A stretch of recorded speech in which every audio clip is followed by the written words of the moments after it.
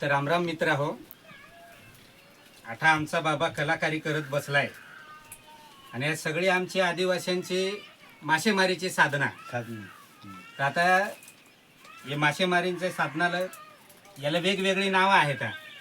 तर नेमकी कहाला काय सांगत आहेत ते आता आपले डायरेक्ट बाबालाच विचारू. तर बाबा तुम्ही आता ह्या बनवत आहे याला काय सांगतात? मुळा. ह्या झाला मुडा. मुळा.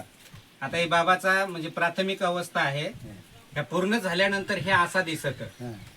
त्याची आतमधून एकदम कलाकारी जबरदस्त आहे आणि याच्या मागे एक असा झाकण बनवलाय. आता बाबा ते काम जरा तुम्ही बाजूला थांबवा आणि या मुड्याचा उपयोग किंवा यातून माशी कशी मारायची ते आता तुम्हीच सांगा. आता हा मुळा जे आहे ना, ही नदी इकडे जाते. बर. ही नदी इकडे जाते तर याच्यात काहीतरी खाना टाकायचा. बर. ह्या पहा असा ह्या इकडून झाकण आहे. हा, इकडून ह्या दाखवा ना झाकण. बाबा. हं, ह्या असा झाकण आहे. आठ झाकण आहे.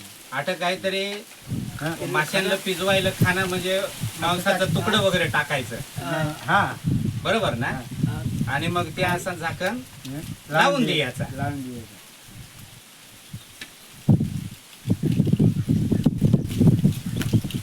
लावत तुम्ही. लावून तर असा ज्या झाकण लावून दिल्यानंतर हे असा गुडघाभर पाण्यात असा नाही ठेवून द्यायचा. हा हा. आणि मग यातून माशी आतमध्ये जाते.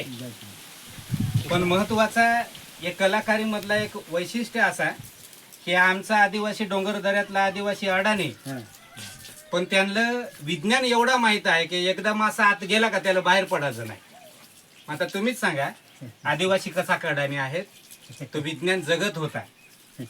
हा एक मासेमारीचा साधन झाला. आणि आठ एक माझ्या समोर दुसरा मासेमारीचा साधन आहे बाबा. तर याचं नाव काय? तिचं नाव मळी. मळी. मळी. आता ही मळीची एकदम बारीक ह्या नाहराखनच बनवलाय. बरोबर. हा हा हा. एकदम बारीक बारीक बारीक म्हणजे ह्यात जर मासा गेला तर तो बाहेर पडणार नाही. नाही.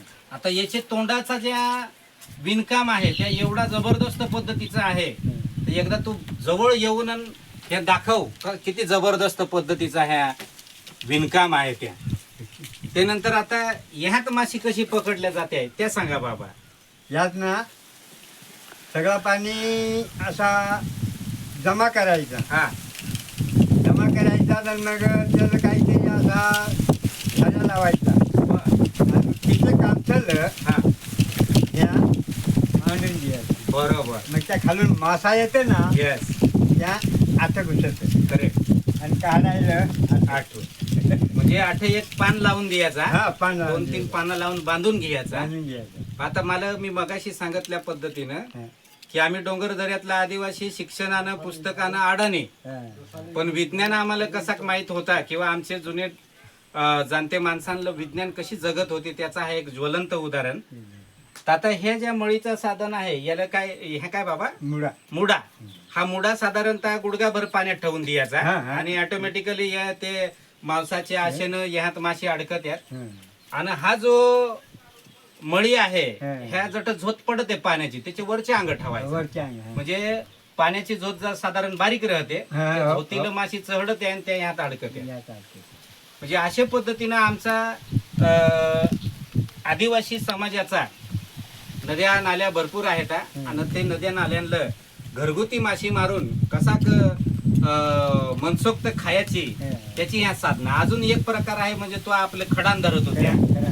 खडानाचा त्या काय सांगत आहेत त्याला होत तो वेगळा राहतो. म्हणजे अशा 3 पद्धतीने तो मासेमारी आम्ही पाहिले. म्हणजे ही पारंपरिक पद्धत. आता मात्र दिवसेंदिवस काय झाला कीटकनाशकांचा वापर वाढला. आणि कीटकनाशकांमुळे नद्यांमधली माशांचं प्रमाणही कमी झालं.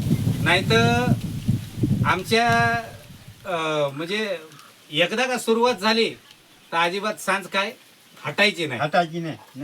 म्हणजे अशा पद्धतीनं. आणि खेकड्यांचा कसा मग यात बाबा खेकडी अडकत आहेत काय? खेकडी अडकत आहे यात खेकडी. हा. यात माशी. असं म्हणजे ह्या फक्त खेकड्यांसाठी हा. सगळ्यांसाठी. का माशी यात अडकत आहे? नाही नाही. नाही नाही नाही नाही. म्हणजे ह्या फक्त खेकडी पकडण्यासाठी हा. जुगाड आणि हा फक्त माशी पकडण्यासाठी. तर आमचा जो आदिवासी बांधव आहे, आता बाबा तुमचं साधारण वय काय? 82. अजूनही बाबाच्या डोळ्याला चष्मा नाही. कलाकारी अजून जबरदस्त चालू आहे. ही कला येणाऱ्या पिढीला आपल्याला थोडीफार जिवंत ठेवायचं काम आपलं आहे. तर ही जी आमची आदिवासी मासेमारीची पद्धत मी तुम्हाला दाखवायचा प्रयत्न केला. तुम्हाला व्हिडिओ कसा वाटला त्यात तुम्ही जरूर कमेंटमध्ये कळव जास. धन्यवाद.